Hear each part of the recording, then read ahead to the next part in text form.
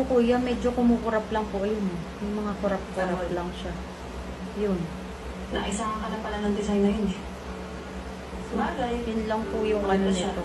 Sexy. Kaya napaikot ka niya. Nakita niyo po yung kurap, yung parang gumaganon, kumukurap. Hindi naman ako napaikot.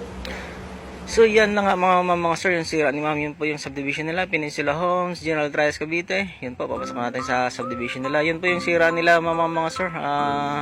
Meron yung kumukurap siya, tawag natin flickering image or double image, or meron siyang bar lines. Yun nga po sa gusto pa po magpa-home service po sa mga ganyang issue po, nag-home service ako ng Calabarzon, NCR, yung Calabarzon po, Cavite, Laguna, Rizal, Batangas, tsaka NCR po, buong Manila po.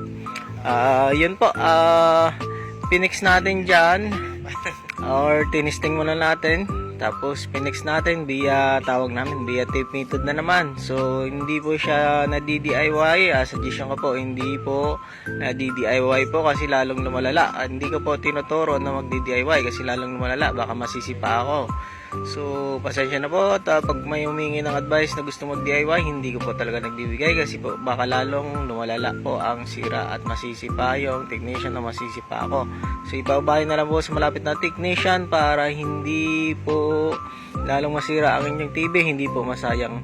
Nga pala itong TV ni ma'am, dyan po nag-tape method na tinatawag namin. Dyan po yung may shortage siya na signal kaya kumukurap-kurap po yan mga master.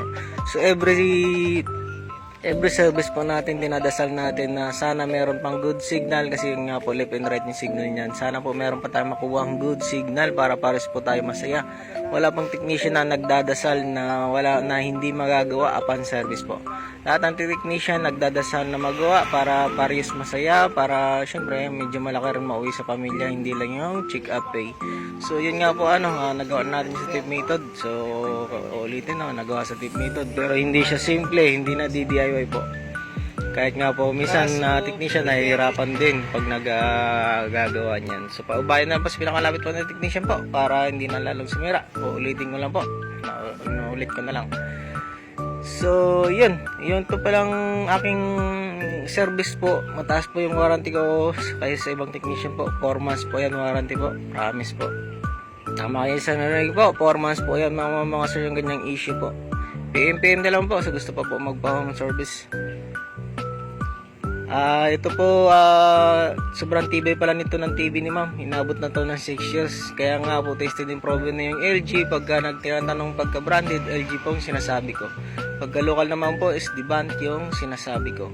Yun nga po 6 years buhay pa rin. So in-adjust pa rin natin yung backlight dyan, brightness settings para lalong tumagal. So yun, hopefully tumagal pa lalo. Grabing tibay ng TV ni ma'am. Super iba talaga yung LG. So pauwi na tayo dyan mga mama sir. Please subscribe na lang po, follow my page, and sa YouTube po push notification bell. Maraming salamat po. God bless us.